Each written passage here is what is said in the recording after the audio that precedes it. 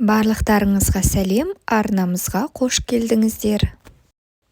Абайдың 9-шы қара сөзі. Осы мен өзім қазақпын. Қазақты жақсы көрем бе, жеп көрем бе? Егер жақсы көрсем, қылықтарын қостасам керек еді.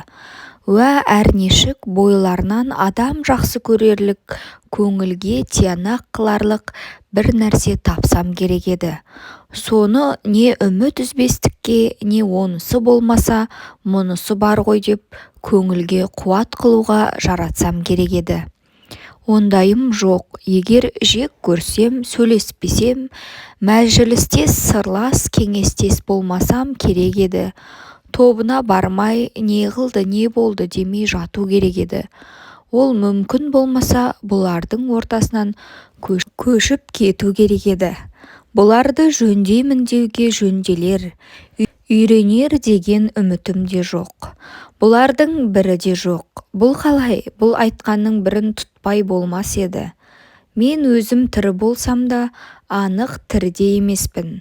Әншейін осылардың ызасынан ба, өзіме өзім ыза болғанымнан ба, яки бөтен бір себептен бе, еш білмеймін. Сыртым сау болса да ішім өліп қалыпты. Ашулансам ызалана алмаймын. Күлсем қуана алмаймын. Сөйлегенім өз сөзім емес, күлгенім өз күлкім емес. Бәрі де әлдекімдікі. Қайратты күнімде қазақты қиып, бөтен жаққа кетпек түгіл, өзін жақсы көріп, үміт етіп жүріппін. Қашан әбден біліп, үмітімді үзген кезде, өзге жаққа барып, жатты өз қылып, үйір боларлық қайрат жалын сөніп те қалған екен. Сол себептен бір жүрген қуыс кеудемін.